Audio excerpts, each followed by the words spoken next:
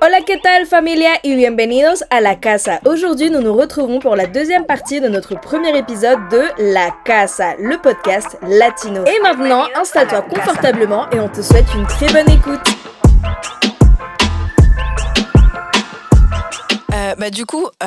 Moi je voulais revenir sur ce que tu avais dit tout à l'heure, Dani, par rapport à souvent les Portugais ou les Espagnols qui vont se revendiquer latino. Et pour rebondir ce que toi tu disais, quand ils ont accueilli en fait les Colombiens au final, quand ils ont vu qu'il jouait de la campana, qu'il était dans le move, en fait je trouve que justement les communautés latino, entre guillemets, hein, parce que maintenant, voilà, on a cette habitude un peu de, si une personne s'intègre en dansant, en parlant la langue et tout, on va tout de suite l'accueillir comme si c'était quelqu'un qui faisait partie de la famille.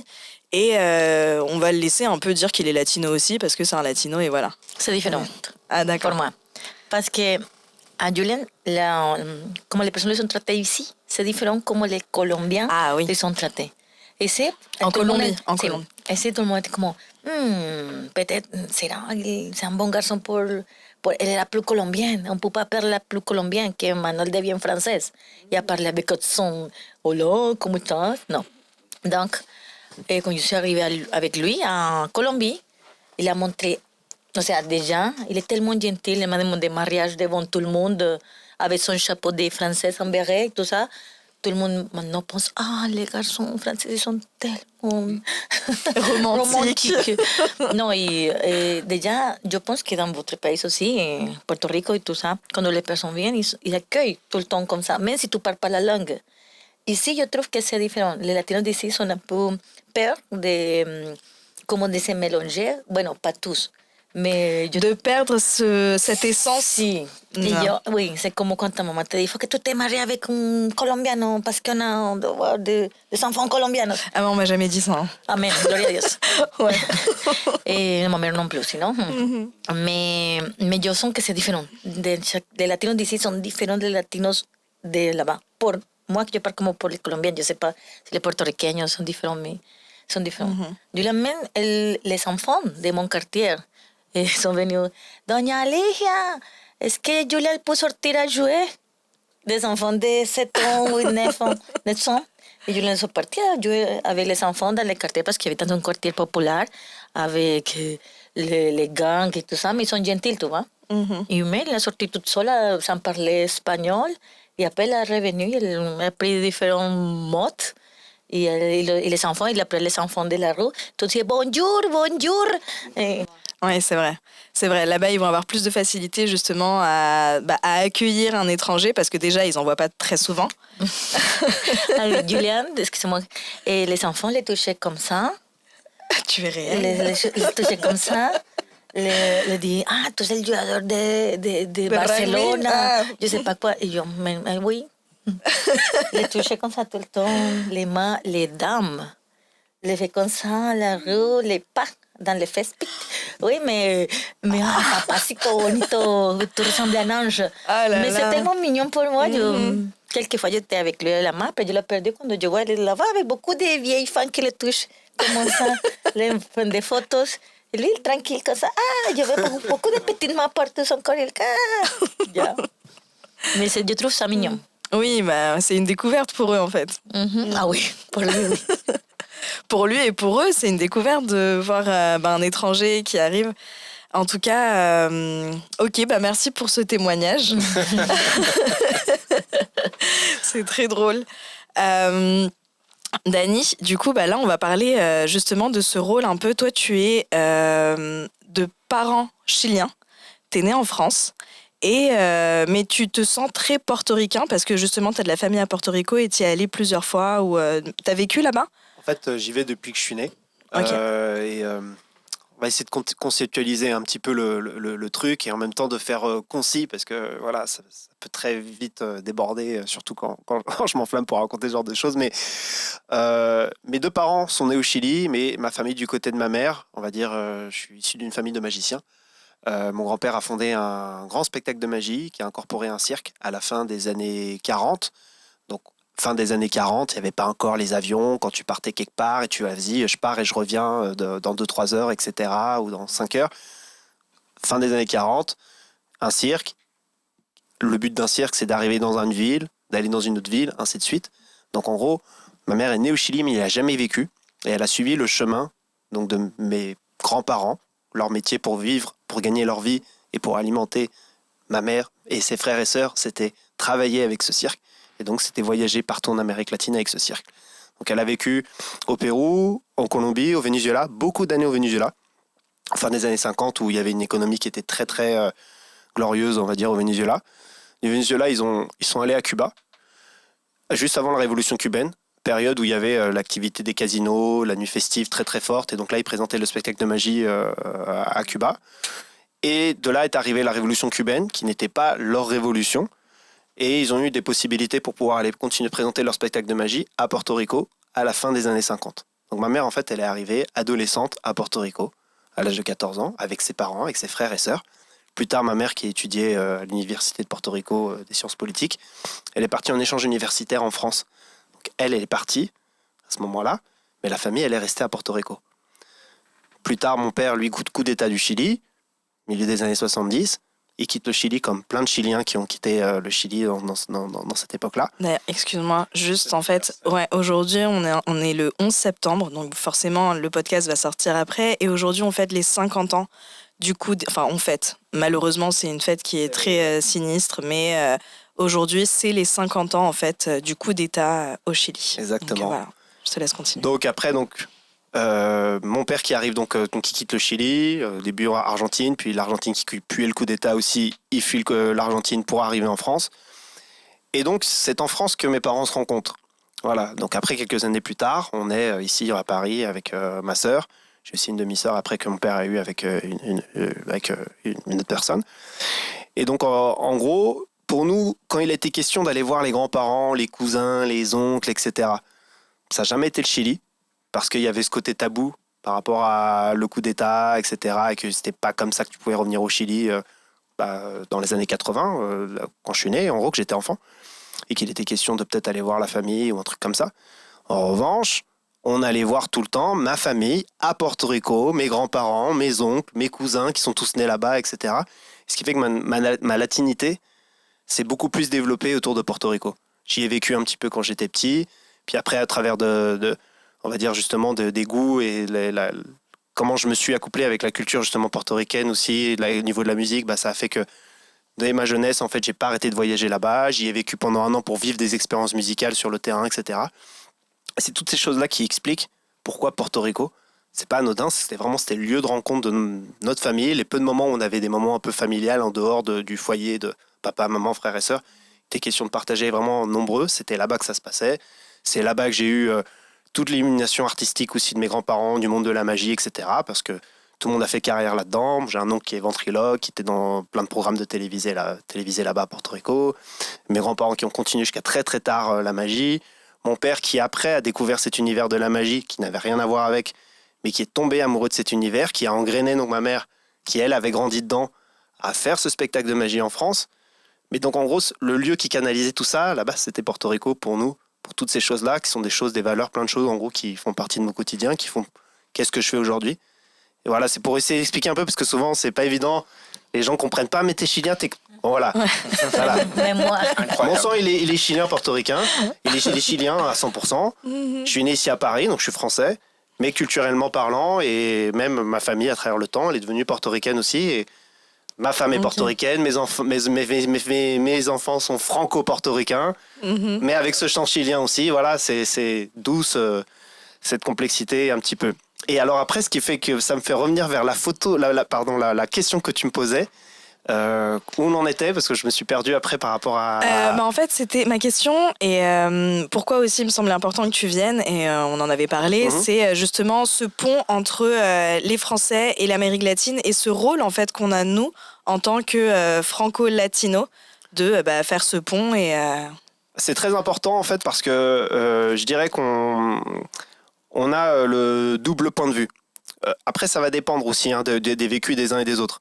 Parce que j'ai des potes qui sont nés ici en France, qui ont des parents latino-américains, mais qui sont jamais allés en Amérique latine, et qui font que ils ont quand même pas eu cette chance, ou je sais pas si c'est une chance ou pas, mais en tout cas pour moi c'est une chance, d'avoir reçu autant de culture latino-américaine. Ils l'ont eu vraiment de façon limitée à la maison, mais pas tant que ça.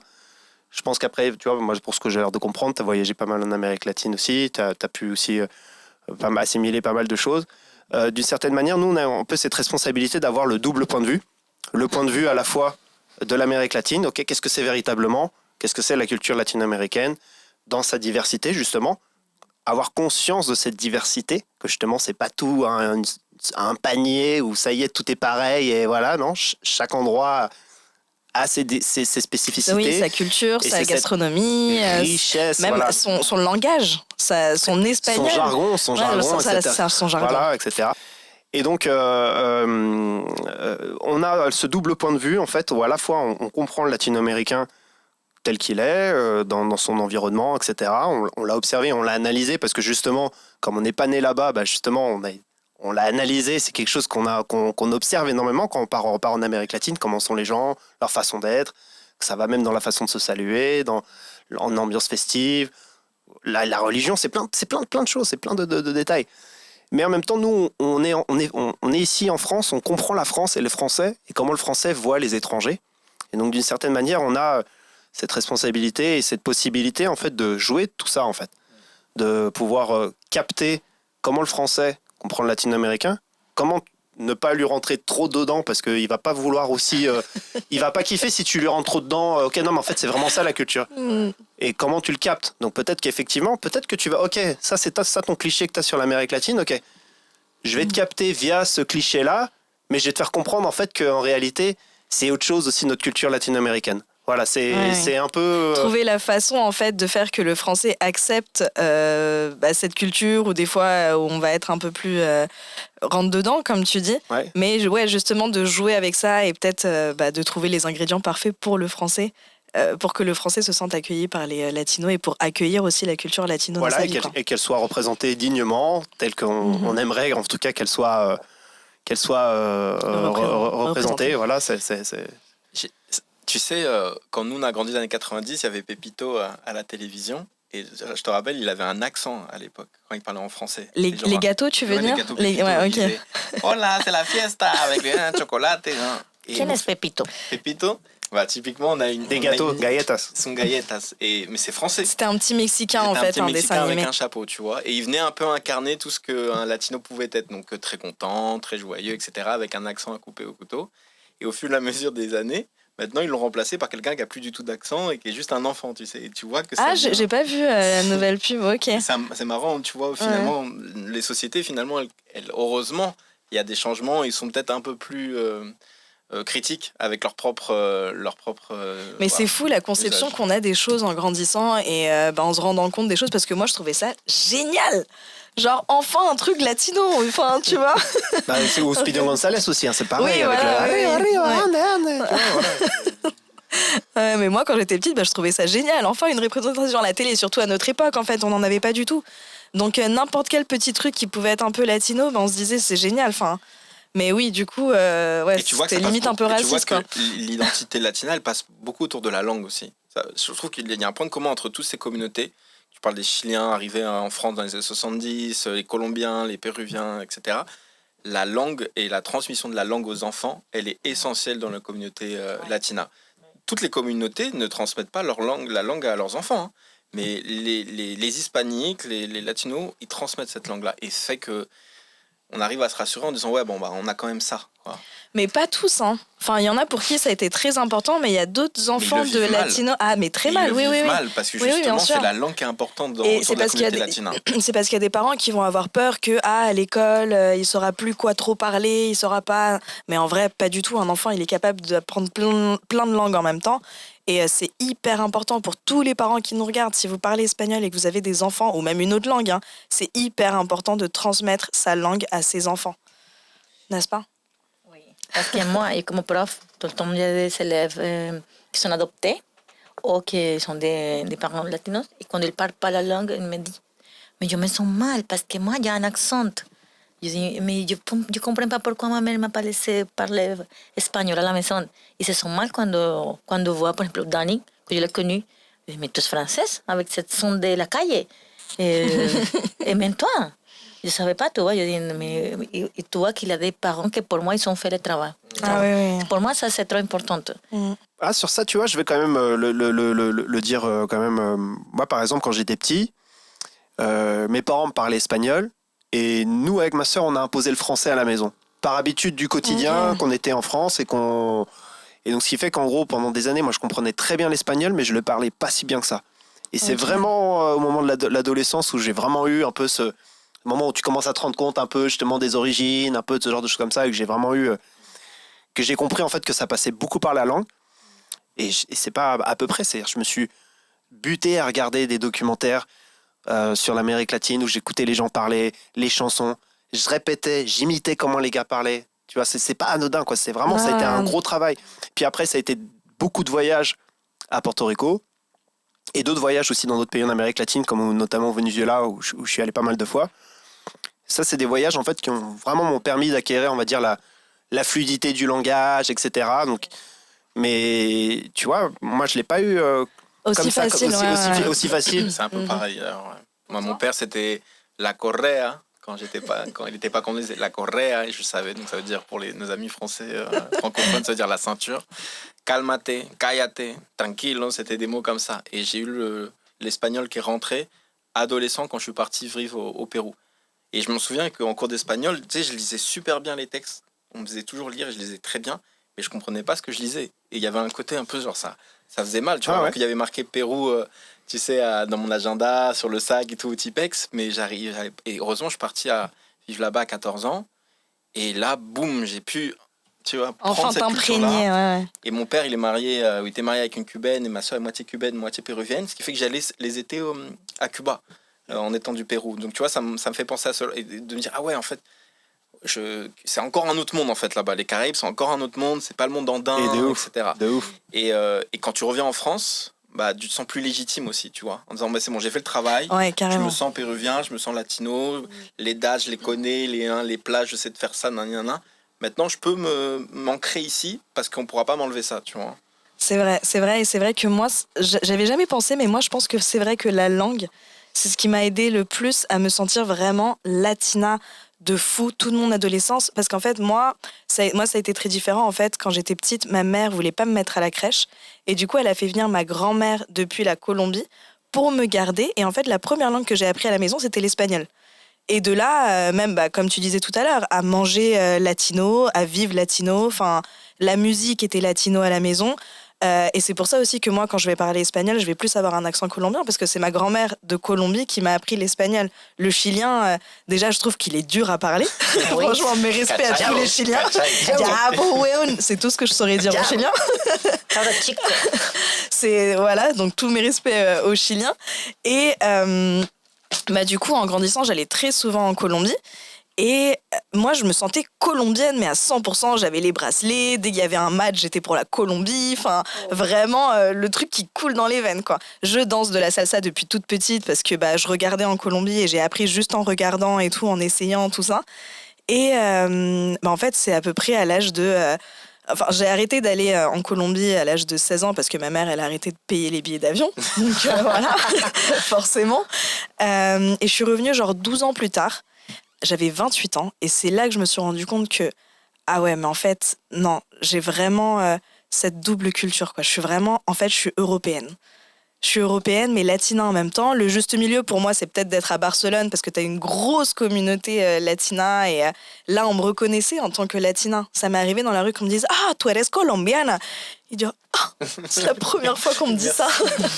Parce que ça aussi, c'est un autre débat. Enfin, c'est mignon. Souvent, on ne reconnaît pas. Enfin, moi, en tout cas, on ne me reconnaît pas comme latina ici en France. Ah ouais. Et en Espagne, ça m'est arrivé et j'étais vraiment genre « Waouh, ok. » Par la langue aussi. Non, ce jour-là, quand on m'a dit ça, c'est vraiment juste en me voyant et je me suis dit ah ok, bon, c'est sympa, mais ouais. Donc c'est vrai que comme tu disais, à travers la langue, on va se sentir vraiment parce que moi, du coup, il y a beaucoup de fois où je me disais putain, mais j'ai de la chance de pouvoir comprendre les blagues des Colombiens parce que là-bas c'est un culte, hein, les blagues, rigoler, et je pense que dans toute l'Amérique latine. Les jeux de mots, ouais, exactement. Ça en général c'est un bon signe pour savoir si justement t'as appris la langue, si tu la maîtrises. c'est quand tu arrives à comprendre les blagues du pays. Ouais. Et ça va aussi d'ailleurs pour la France aussi, hein, d'ailleurs, qui est une personne latino-américaine qui arrive à comprendre l'humour français, tu vois, bah, c'est pareil aussi avec la langue espagnole. Puis en France, il y a le verlan, enfin, il y a plein de choses que des fois les latinos ils vont croire que, enfin, et les gens en général quand ils apprennent le français, ça y est, je sais parler français. Et en fait, t'as tout un monde qui t'attend dans le jargon et dans le langage de rue. C'est pour ça que c'est important. Je reviens juste sur le débat par rapport au fait, parce que je pense d'une certaine manière, il y a comme une espèce de quête de latinité. Je pense pour celui qui est né en France, mais qui a des origines latino-américaines au fur et à mesure qui grandissent, c'est quelque chose de très commun que je vois de pratiquement tous, les franco-latino-américains, j'ai envie de dire.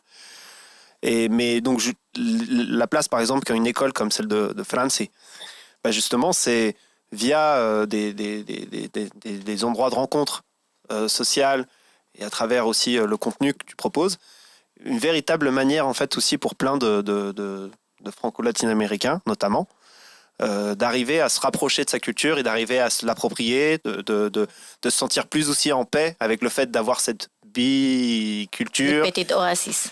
Et voilà, non, mais je voulais souligner parce que donc, ça passe par la langue et ça passe aussi par des points de culture ou de divertissement comme la danse. Et que voilà, je pense que c'est pour ton école notamment un rôle très important, je pense, pour plein de jeunes franco-latino-américains. Oui, je trouve beaucoup de monde qui vient et me dit s'il te plaît, est-ce que tu peux faire les cours en espagnol? Et parce que moi, je voulais écouter l'espagnol. Et tous les parents qui ramènent ses enfants, parce que cuando il y a cours des enfants, disent est-ce qu'on peut faire les cours pour les enfants en espagnol? Parce qu'ils ne voulaient pas parler espagnol à la maison. Et parce que tous sont des enfants de latinos.